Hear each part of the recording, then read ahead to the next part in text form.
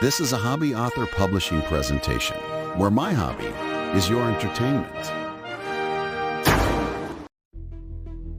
Welcome back to Shadows of Secrets. The master illusionist, Kryxia, has given them a path, a fleeting map of light leading to her hidden sanctum. But the Shadow Myster's agents are closing in, turning the city into a hunting ground. Now Gerrod and Ace must race against time, evading the Myster's shadowy hounds as they follow the magical trail to its end. Today, in Chapter 18, Kryxia's bargain, the chase culminates. But finding the master illusionist is only the first step. Convincing her to join their desperate cause will require a bargain that could change the course of their quest forever. Chapter 18, Kryxia's Bargain. The last glimmer of the projected map dissolved into the fountain's dark water, leaving only the memory imprinted on Gerrod's mind. "Go!" he urged, pushing off from the crumbling wall. Ace was already moving, a compact engine of determination disappearing into the first narrow alleyway indicated by the luminous path. Gerrod sprinted after him, forcing his mind to hold the intricate sequence of turns, the specific landmarks. A crooked chimney, a faded guild sign, a three-way fork where the left path was marked, recalled from the ephemeral map. His ranger's memory, honed by years of navigating complex forests and tracking subtle signs, locked onto the details, even as his lungs burned and his feet pounded against the uneven cobblestones. They raced through the awakening city, a blur of motion against the backdrop of Oswagonia stirring to life. The smells changed as they moved, from the damp decay of the pauper's quarter to the sharp tang of coal smoke from early fires, the yeasty aroma of bakeries starting their day, the acrid stench drifting from the industrial districts ahead. Shutters banged open above them. Early workers shuffled towards unseen factories. Ace, despite his shorter legs, kept a punishing pace, his dwarven stamina evident in his steady, ground-eating stride. He navigated the twists and turns indicated by Gerrod's occasional sharp gesture or muttered direction, his own internal map aligning with the remembered magical one. They ran shoulder to shoulder when alleys widened, single file when they narrowed, a desperate two-man race against the fading certainty of the map and the ever-present possibility of ambush lurking around the next corner. Their frantic pace through the city was hampered by the increasing, unnerving presence of the Myster's agents. It seemed Silas's fearful whispers about the consequences of seeking the veiled Citadel weren't exaggerated. Rix's shadowy tendrils were tightening across Oswagonia. Twice, Ace had to yank Gerrod into the deep recess of a doorway as a silent patrol glided past the alley mouth, their void-like faces sweeping the pre-dawn gloom. The encounters forced detours, costing precious time, forcing Gerrod to mentally recalculate their route based on the memorized map. Near the boundary of the industrial district, their path crossed a wider thoroughfare just as a contingent of City Watch marched past, their lanterns casting sharp, moving circles of light. Hidden behind overflowing refuse bins, Gerrod saw two of the Myster's agents flanking the watch sergeant, moving with unsettling authority amongst the uniformed guards. The Myster's influence wasn't just lurking in the shadows, it was actively infiltrating the city's structure. "Up," Ace hissed, pointing towards a rickety fire escape clinging to the side of a nearby tenement. Trusting the dwarf's instincts, they scrambled upwards, boots scrabbling for purchase on rusted metal. The rooftops offered a faster, more direct route, but also greater exposure under the paling sky. They raced across uneven slates and precarious gravel beds, leaping narrow gaps between buildings, constantly scanning the adjacent rooftops and the streets below for any sign of the Myster's unnerving agents. The race wasn't just against the fading memory of the map. It was an active evasion, a desperate attempt to stay one step ahead of the encroaching darkness. Finally, breathless and hearts pounding, they reached the district indicated by the fading memory of the luminous map. The air here hung thick with the smells of industry, the chemical tang from the nearby dye works, the pungent aroma of tanned hides from the tannery next door, overlaid with the general scent of coal smoke and crowded living. They located the specific street, a narrow lane lined with tall, soot-stained tenement buildings pressed shoulder to shoulder. Following the last mental image from the map, They stopped before a particular building. It was utterly unremarkable. 5 stories tall, constructed from grimy brick with narrow windows peering out like vacant eyes. A faded sign above the ground floor indicated a defunct cobbler's shop. Washing lines drooped between this building and the next, strung with drab laundry even at this early hour.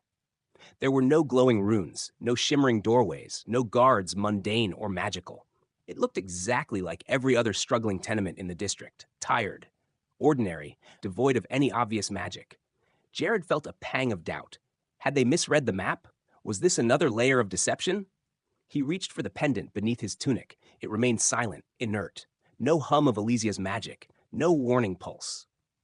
Ace circled the building slowly, examining the alley behind it, peering into the grimy windows of the defunct shop.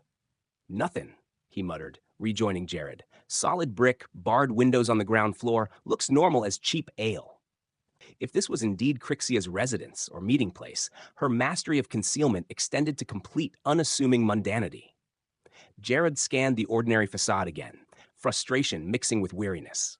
Nothing. It looked utterly normal, impenetrably mundane. But Ace, his eyes narrowed with centuries of spotting deception in stonework and security measures, wasn't convinced. He ignored the main door, the boarded-up shop window. Instead, he walked the length of the building slowly, running a calloused hand along the grimy brickwork near the base, his gaze sharp and analytical. There, he grunted, stopping near the corner closest to the tannery. He pointed to a single brick about waist height. See that? Color's off. Just a shade paler than the rest, like it ain't weathered the same. He tapped it lightly. It sounded solid. And look up. He indicated a window on the 3rd floor. All the other panes reflect the sky, the building opposite. That one? Gerrod followed his gaze. Ace was right. The reflection in that specific pane was subtly distorted, showing a slightly warped, hazier version of the street, as if viewed through old, imperfect glass, or perhaps a thin illusionary film. Ace returned his attention to the off-color brick. He ran his fingers over its surface, feeling for irregularities. Near the bottom edge, almost invisible beneath layers of grime, his touch detected a faint, shallow engraving. Not a symbol easily recognized, but a complex geometric shape incorporating interlocking curves and sharp angles. It felt faintly cool to the touch. Not dwarven, not elven, not standard guild stuff, Ace murmured. He recognized the type of marking, however. Activation rune. Concealed. Needs a specific touch, maybe a sequence, or... He pressed the center of the rune firmly with his thumb. Nothing happened. He tried tracing the outer edge. Still nothing.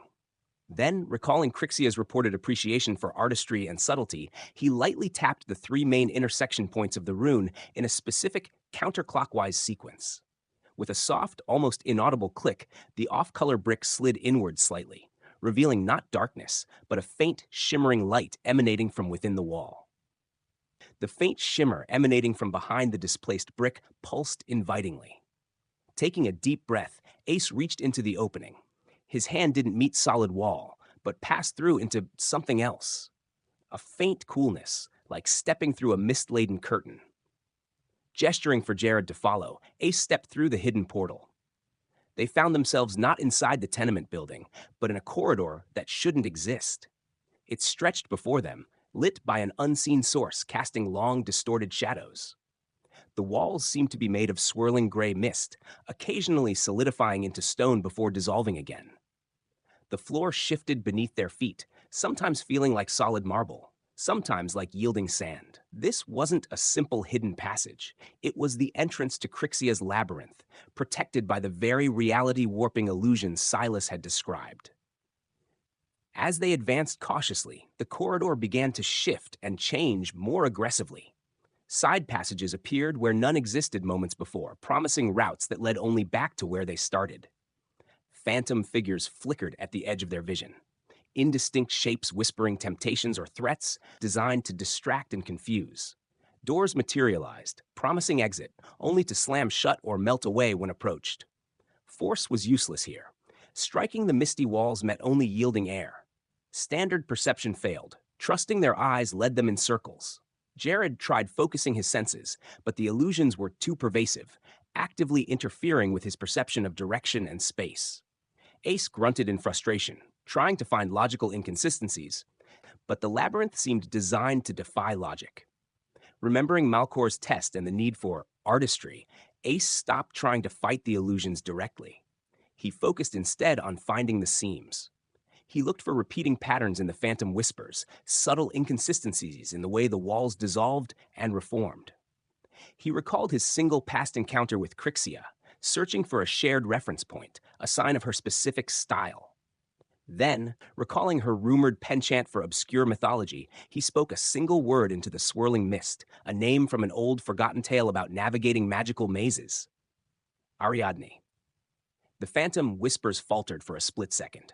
The corridor ahead seemed to shimmer, and for just an instant, a faint golden thread appeared on the shifting floor, pointing towards a specific, momentarily stable archway.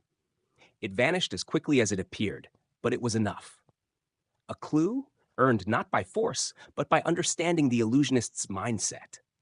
That way, Ace urged, plunging towards the archway before the labyrinth could shift again. Following the fleeting golden thread led them through the archway and into relative stability. The swirling mist corridor gave way to a large circular chamber. The walls here were lined floor to ceiling with bookshelves crammed with esoteric texts, workbenches littered with arcane components far stranger than Terrell's, jars containing shimmering light, lenses ground from solidified smoke, delicate instruments designed to measure paradoxes. In the center of the room, floating above a complex inlaid diagram on the floor, hovered a slowly rotating construct of interlocking crystal spheres, pulsing with soft, multicolored light. The air hummed with controlled, intricate magic. This was no illusion. This was Kryxia's inner sanctum, her workshop. Standing beside the rotating spheres, observing their subtle shifts, was a woman. She was older than Ace remembered, her dark hair streaked with silver, pulled back severely from a face etched with intense concentration rather than age. She wore simple, dark robes, and her eyes, sharp, intelligent, and missing absolutely nothing, snapped towards them the instant they stepped through the archway. There was no surprise in her expression, only wary assessment. Impressive, she stated, her voice cool and precise, carrying easily across the room despite its softness. Few navigate the labyrinth uninvited. Even fewer recognize the Ariadne key. She didn't raise her hands or make any overt threat, but the intricate magic humming in the room felt like it coiled around her, ready to respond to her slightest command. State your names and your purpose. Malcor's audition grants you entry, not trust. Why have you sought out Kryxia the Labyrinthine, disturbing a piece carefully constructed over decades? Her gaze was piercing, demanding answers, making it clear that further deception would be unwise and unwelcome. Gerrod instinctively tensed under Kryxia's sharp, assessing gaze, but Ace stepped forward slightly, offering a slight, almost formal bow, a gesture of respect between professionals in their shadowy world. Kryxia, he said, his voice carefully neutral, dropping the gruffness he often used. It's been a long time. You likely don't remember me, Ace Stonebeard. We collaborated, once, on retrieving the Emberlight Prism from Archon Valerius's vault. He saw a flicker of recognition in her sharp eyes at the mention of the specific artifact and the notoriously difficult job. It was a shared memory, a complex operation requiring both his skills and her unique talents decades ago. Valerius's temporal wards were giving your illusions trouble, Ace continued, offering a specific detail only someone involved would know. You needed a precise disruption sequence keyed to the vault's resonance frequency, timed to the exact millisecond the outer ward cycled down. My hands were steadier on the tuning forks back then. He offered a small wry smile, a rare gesture for the dwarf. You called my timing passably adequate, I recall. High praise coming from you. He wasn't asking for friendship, just establishing a shared, verifiable past, proving he wasn't just some random thug Malcor had sent. He was someone who understood, at least partially, the level of skill and precision her work required. It was an appeal to professional courtesy, a cautious attempt to build a fragile bridge of trust based on a shared, difficult success long ago. Kryxia's expression remained largely unreadable, but the piercing intensity lessened slightly at Ace's recollection. Stonebeard, she murmured, acknowledging the name and the memory. Adequate timing, yes, and surprisingly adept at bypassing mundane redundancies. She turned her gaze fully on them, the rotating crystal spheres casting shifting light across her face. A risky retrieval. Not a collaboration I recall fondly, given Valerius's subsequent displeasure. So why seek me out now, dwarf, after all these years? And who is your companion? Her eyes flicked to Gerrod, assessing his ranger gear, the pendant half hidden beneath his tunic, the lingering exhaustion and grief in his eyes. He's Gerrod, Ace answered simply. And we need your expertise, Kryxia. Desperately. He quickly, concisely laid out the situation, omitting nothing crucial. He spoke of the Shadow Myster, the creature of void and cold terrorizing the city.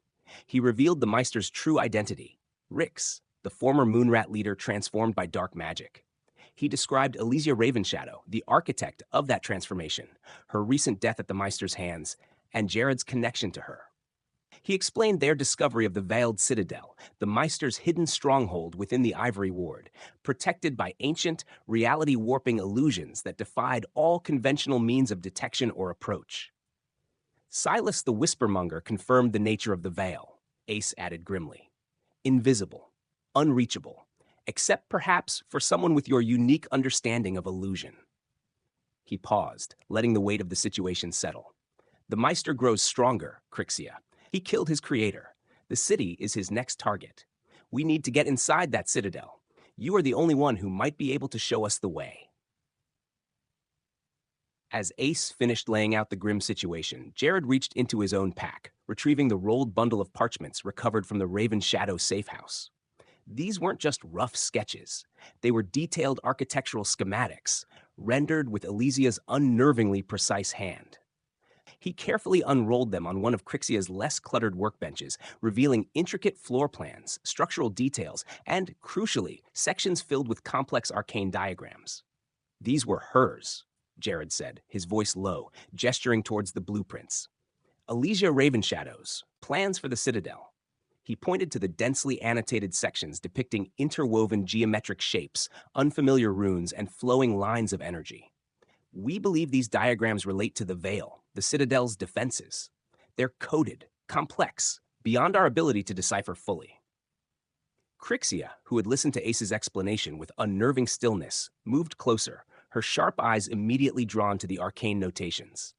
She leaned over the workbench, examining the diagrams with an intensity that made Gerrod feel like he was the one being dissected. Her fingers hovered inches above the parchment, tracing the flow of depicted energy, her brow furrowed in concentration. She didn't touch the parchments, but Gerrod could almost feel the focus of her specialized senses probing the complex ward structures Elysia had documented. Intricate, she murmured, a flicker of purely professional interest crossing her guarded features. Layered sympathetic resonance, keyed to mnemonic triggers, sophisticated, yet flawed in its core assumptions. She looked up, her gaze sharp. Where did you say she acquired these? The blueprints, a direct link to the Citadel's creator and potentially the Veil itself, had clearly captured the illusionist's expert attention. Kryxia leaned closer to the blueprints, her sharp eyes tracing the intricate ward diagrams with focused intensity. A low hum began to emanate from the floating crystal spheres behind her, their light shifting to cooler, analytical blues and greens. This is audacious work, she murmured, more to herself than to them. The layering is complex, weaving perceptual filters with mnemonic blocks and subtle reality distortions. Not mere illusion, but applied ontomancy, albeit crudely. Her fingers hovered over a specific recurring symbol within the diagrams, a stylized knot incorporating elements of shadow and binding that Gerrod recognized from the desecrated shrine. This signature. Kryxia frowned, tapping a long finger near the symbol. There's an underlying structure here, a philosophy of deception. That feels familiar. Her eyes narrowed slightly. Echoes of old Raven Shadow methodologies, perhaps, from before the line supposedly died out, but blended with something else, something with an elven resonance. She glanced at Gerrod, her gaze lingering on the pendant visible at his collar, then back at the diagrams. Elysia Ravenshadow, you said? Recognition, cold and sharp, dawned in her eyes. Ah, yes, the temptress of the underworld whispers, the exiled daughter of Verdant Haven who dabbled where she shouldn't have. It seemed Kryxia did know of Elysia, or at least her reputation. This, she gestured at the complex dark magic documented on the blueprints, bears the unmistakable signature of her particular brand of ambitious, dangerous folly. trying to weave shadow and illusion into the world's fabric, reckless. Her professional curiosity was undeniably piqued, mingled with a clear disdain for the methods, yet fascinated by the sheer complexity and audacity of the arcane defenses documented before her. A flicker of something colder than professional curiosity crossed Kryxia's face as she studied the ward diagrams linked to Elysia, and, by extension, the Myster. Rix, she mused, tasting the name as if it were poison. So that's what became of him. There was no sympathy in her tone, only a faint, chilling contempt. His kind always reached too far, grasping for power they couldn't comprehend, let alone control. She straightened up, turning away from the blueprints to face them fully. The Myster, she said, the title dripping with disdain. His power is a crude mockery. True mastery of illusion lies in subtlety, in weaving seamless realities, not in brute force negation and terror. Her lip curled slightly. His very existence is an insult to the art, a perversion born of reckless ambition and flawed magic. It seemed the Myster represented everything Kryxia, the meticulous artist of illusion, despised. Perhaps their paths had crossed negatively in the past. Or perhaps she simply abhorred his clumsy, brutal application of forces she considered refined and elegant. Added to this professional offense was the undeniable allure of the challenge itself. The vial, as described by Silas and hinted at in Elysia's plans, was a monumental work of ancient, powerful magic. To weave such a comprehensive deception around a physical structure within a populated city, she murmured, glancing back at the diagrams, a spark of intellectual hunger gleaming in her sharp eyes. The complexity is significant. Unraveling it would be. She paused, a faint, almost imperceptible smile touching her lips. An interesting exercise. The combination of personal distaste for the Myster and the irresistible arcane puzzle presented by the veiled Citadel began to sway her inherent caution.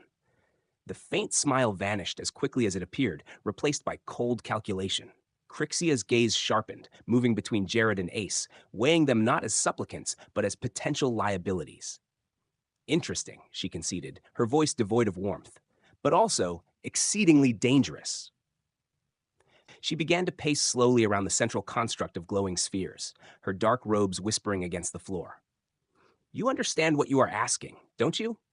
You want me to help you pierce the defenses of the most feared entity in Oswagonia, the being who killed Elysia Ravenshadow, a manipulator of considerable power herself, with apparent ease. Her sharp eyes pinned Ace. You want me to make myself a direct enemy of this, Myster? She stopped pacing, facing them again. I have cultivated privacy for decades, Stonebeard, built layers of protection, both arcane and mundane, precisely to avoid entanglements like this. Involvement means exposure. Exposure means becoming a target. Her expression was grim. Rix, or whatever he calls himself now, will not tolerate anyone attempting to unravel his sanctuary. Assisting you wouldn't just be sticking my neck out, as you so quaintly put it. It would be painting a target on my existence, inviting annihilation.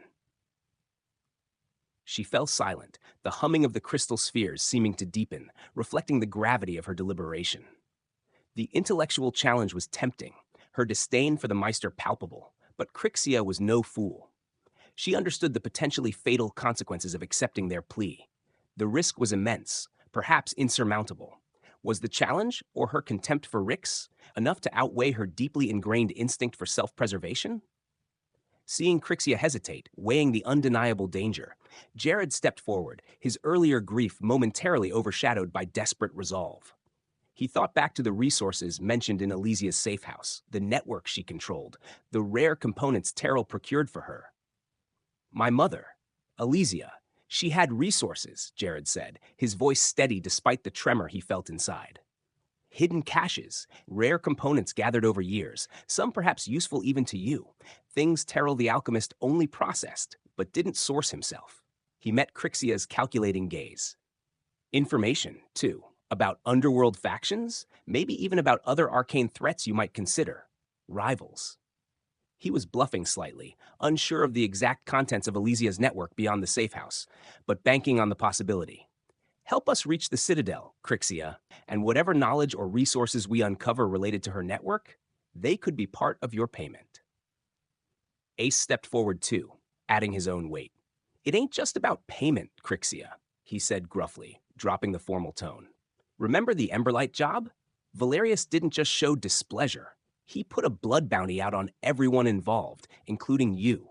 Took me years calling in favors and spilling blood to get that erased. It wasn't strictly a debt she owed him, but it was a reminder of a shared danger, a past alliance where he had acted to protect her anonymity, her safety, long after their business was concluded. This Myster, he's worse than Valerius ever was. If he consolidates power, no illusion, no hidden sanctum will keep you safe forever. Sometimes, Ace finished grimly, the best defense is dealing with the threat before it lands on your own doorstep. They offered a combination: potential reward, a reminder of past solidarity, and the cold logic of preemptive self-defense. Kryxia considered their offers, her sharp eyes assessing Gerrod's sincerity regarding his mother's resources and Ace's reminder of past dangers. The combination seemed to tip the scales. The allure of potentially unique arcane components, coupled with the pragmatic threat posed by an unchecked Myster and perhaps a grudging acknowledgement of Ace's past actions, finally outweighed her caution. "Very well," she said, her voice crisp and decisive, cutting through the room's humming silence. The internal debate was over. The intellectual puzzle is compelling, and the Myster's existence is an aesthetic offense. She fixed them both with a stern gaze. But understand this clearly. My involvement is limited. I am an illusionist, not a soldier. She gestured towards the floating crystal spheres. I will provide the means to perceive the veil.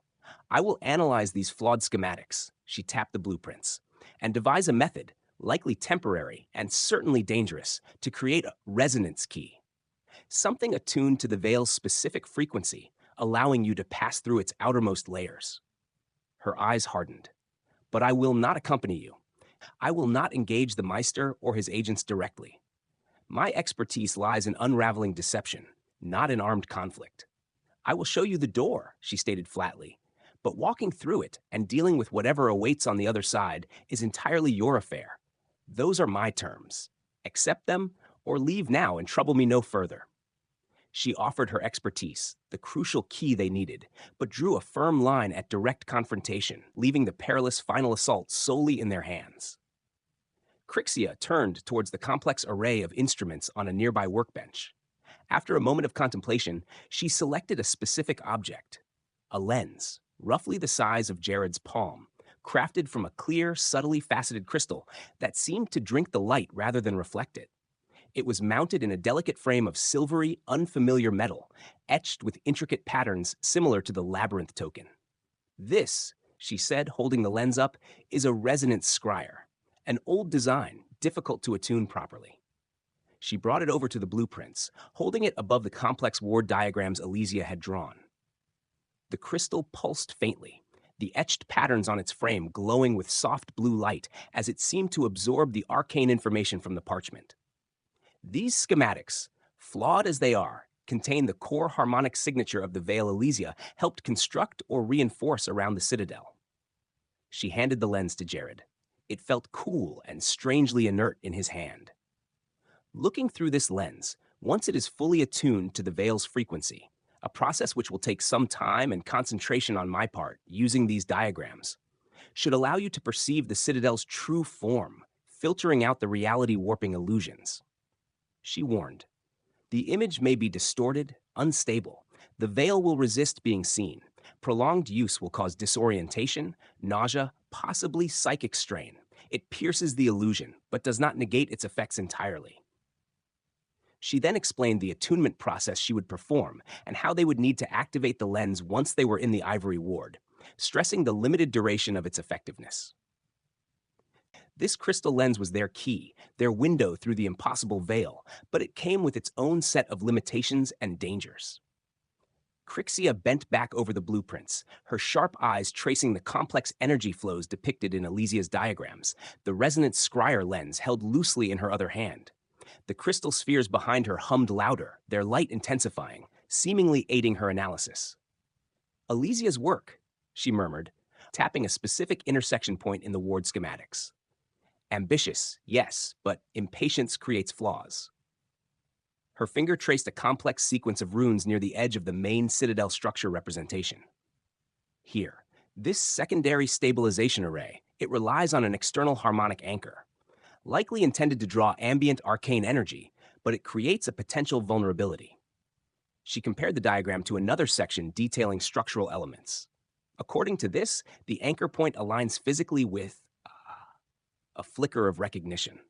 The northern facade, third level, near a window specifically shielded against mundane observation, but apparently not against sympathetic arcane resonance. She looked up, meeting Gerrod's gaze, recalling Ace's earlier observation. The window you noted, dwarf, with the distorted reflection, likely connected to this anchor point. She explained further, the veil is weakest where it draws external power. During the period just before true dawn, when the city's ambient magical field is at its lowest ebb, but the anchor is still actively drawing power for the coming day, there should be a brief window of harmonic instability. If you use the attuned Resonance Scryer at that precise location, during that specific time frame, she tapped the schematic again, you might be able to exploit the frequency mismatch to create a temporary entry point, a brief flicker where the veil thins enough to slip through. But the timing, she stressed, her gaze intense, must be exact. She had identified not just how to see the Citadel, but a potential, time-sensitive weakness in its formidable defenses. One final, critical warning, Kryxia stated, her voice devoid of any warmth, her sharp eyes fixing them with unnerving intensity. She held up the Resonance Scryer lens again. This tool will allow you to perceive the Citadel, and, if my analysis of this anchor point is correct and your timing is perfect, potentially create a fleeting entry point. She lowered the lens, her expression grim. But understand this, the veil is not merely a passive shield. It is an active, warding presence.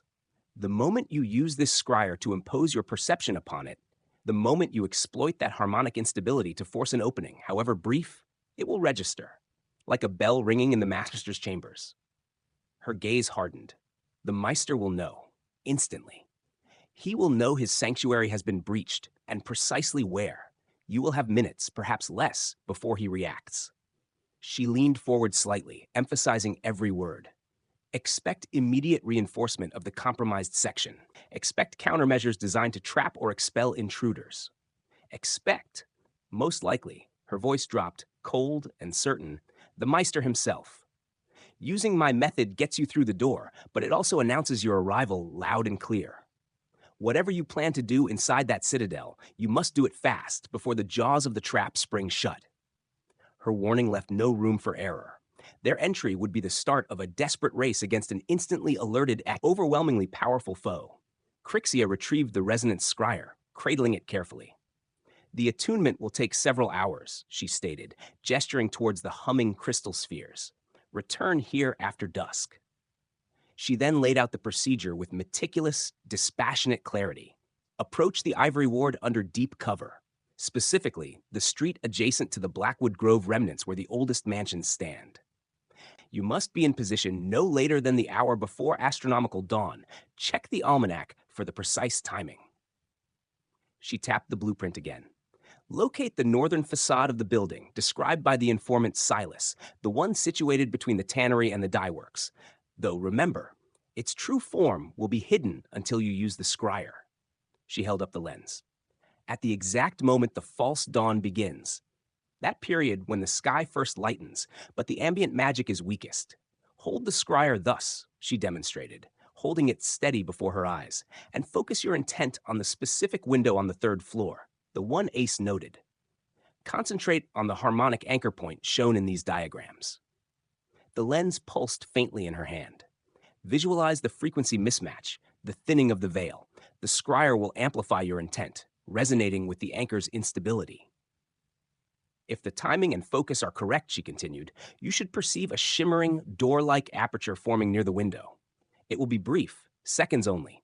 Do not hesitate. Pass through immediately. The aperture will close behind you, and the Myster will be alerted. She paused, then reached onto a cluttered workbench, retrieving a small, dull gray stone, smooth and cool to the touch. One more thing.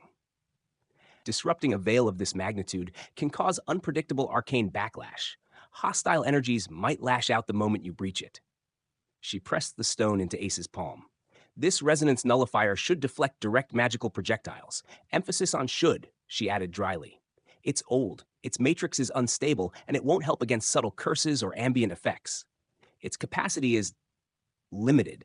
Use it defensively, Stonebeard. It is not a weapon. The weight of Kryxia's instructions settled heavily upon them. Perceive the Citadel. Find the precise window on the hidden facade. Wait for the exact moment of the false dawn. Focus their intent through the Resonance Scryer. Exploit a harmonic instability. Slip through a fleeting aperture. And face the instant wrath of the alerted Shadow Myster. The plan was audacious, complex, and terrifyingly fraught with potential failure. Yet it was the only plan they had. Gerrod took the Resonance Scryer carefully when Kryxia offered it back after completing the hours-long attunement process later that day.